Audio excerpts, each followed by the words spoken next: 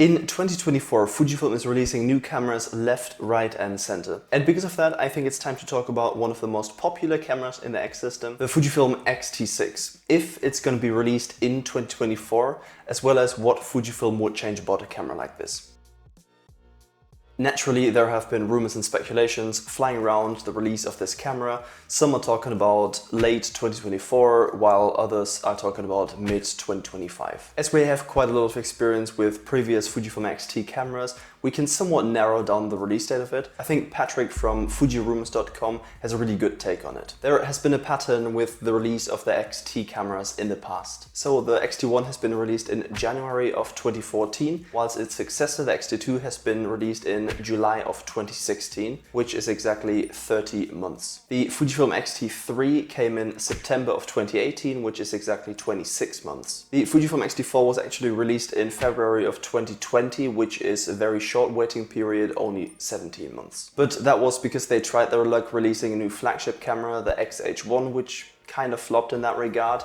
That's why they pushed out the X-T4 quite quickly afterwards. And lastly, in November of 2022, the X-T5 was released, which has been the longest waiting time of 33 months. So on the high end, we can expect the X-T6 to be released in August of 2025 and on the lower end in January of 2025. And this brings me to an interesting point why I personally think that the Fujifilm X-T6 might be released within 2024. Most companies try to not release their consumer products in January because they are potentially missing out on a huge Christmas sale in December. That's why I believe if Fujifilm is going for the low end of that waiting period spectrum, they will try to push it out in November or December of 2024 to be able to get all these sales for Christmas in as well. So what can we expect Fujifilm to change about this camera and what new features might they add? Honestly, we're a bit in the dark about new features or changes for this camera because there really hasn't been many rumors flying around. So I'm just going to tell you my take on what I think they will change or what I'm hoping they will change. With every new X-T camera there has been a new sensor released except the X-T4, but as mentioned earlier that was quite a unique and urgent case. So they might as well release a new generation of sensors with the Fujifilm X-T6. I'm not 100% sure what they would change about the sensor though, because the megapixel count of 26 megapixels on the X-Trans 4 sensor already seemed kind of on its limit, while they already pushed it to 40 megapixels with the X-Trans 5 sensor. I doubt they would go above that 40 megapixel limit on an APS-C sensor, so I can see two things in specific that they could change about this. Firstly, ISO performance on X-Trans sensors has always been kind of lagging behind, so I could see them improving on that front. Meaning less grain with the same ISO figures, comparing them to the previous models. Let's see if they can achieve that. Secondly, Fujifilm released the X-H2 with a 40 megapixel sensor and the X-H2S for speed with a 26 megapixel stacked sensor. Difference being the X-H2S has a better and faster readout speed and it can shoot 40 frames per second in electronic shutter mode, while the X-H2 can only shoot 20 frames per second. I'm not sure how and if it is possible, but it would be great to get a 40 megapixel X-Trans 6 stacked sensor. It might be a physical problem because the pixels on the 40 megapixel sensor are quite a bit smaller than the one on the 26 megapixel sensor, and the shot has to travel through all these pixels. So I'm not sure if and how it is possible, but it would be great. This is something I would personally really like to see, kind of like wishlist for me, because I really enjoy shooting motorsport photography. Something that is almost necessary, a better and more consistent build quality. I've heard too many accounts of people complaining about the build quality of current Fujifilm cameras, X-T5 included. Honestly, I don't have any problems with my X-T4, so maybe the build quality was just better back then, or I'm just lucky with the model I got. Either way, I really hope Fujifilm addresses these problems so build quality issues occur less often in the future. I hope this new camera will also bring a new and improved X-Processor 6 for better autofocus capabilities with a potential new sensor. Because in terms of autofocus, there has been a big jump from the X-T4 to the X-T5, but Fujifilm is unfortunately still not quite on par with the likes of Sony or Canon.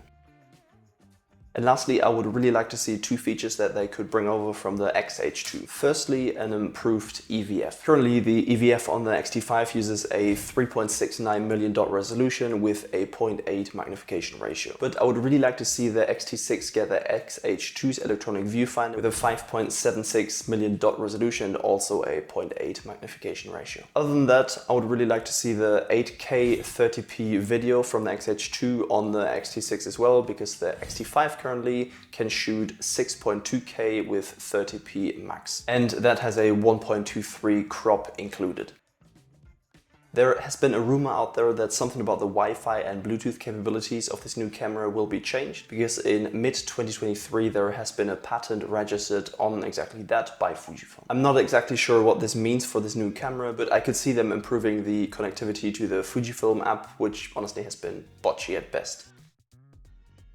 This has always been something that people don't really like to think about, because price only knows one way, and that is up. After having seen the release of the X-T50 just a couple of weeks ago, I really don't see the price of the X-T6 anywhere near the MSRP of the X-T5 back then, which was $1,700. The direct comparison of the X-T30 Mark II and the X-T50 has been a price increase of about 60%, and that upgrade was also kind of feature packed, just like the one I suggested earlier from the X-T5 to the X-T6. So if the same price increase can be expected for the X-T6, it would cost $2,700, which is way too high, especially compared to other manufacturers' models. So I think a MSRP of about $2,200 to $2,300 is more realistic to compete with other brands as well. The question is really, can it sell? And I think to that, the most important thing is if they can improve the build quality, because if they can, I'm sure it will sell. I've heard from many people that they love Fujifilm cameras, they love shooting with them, but are kind of turned off by them because of the lack of build quality on some models. And just FYI, I don't want to scare you away from Fujifilm cameras. The build quality isn't bad, but there have been problems from time to time. I mean,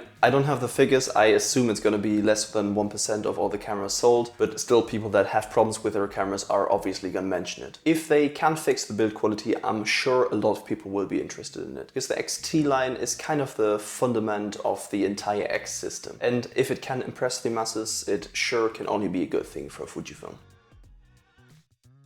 The X-T line has always been Fujifilm's flagship model within the X system, until it was replaced by the X-H2 and 2S in 2022. But I think for what Fujifilm is known for, the X-T line is still the way to go, especially if you focus on photography instead of videography. Because while the X-H2 and 2S are great cameras, they don't really have that classic film-like experience that you have with a SLR camera or a rangefinder, with these physical buttons on top that you can change and really see what you're changing, instead of just scrolling on a wheel. I think a camera like the Fujifilm X-T6 is the right way to go for you if you're already experienced in the Fujifilm X system and already have a couple of lenses and you're looking to upgrade to one of their top cameras to be able to have weather sealing and other top features. If you haven't bought into the X system yet, I would recommend probably going with a used camera like an X-T2 or X-T3, which you can buy for a way lower price than these new cameras. This way you can build out your lens lineup and switch to a new camera down the line if you fancy doing so. Anyway, if you're interested in finding out why Fujifilm as a camera brand is so successful, check out this video right here.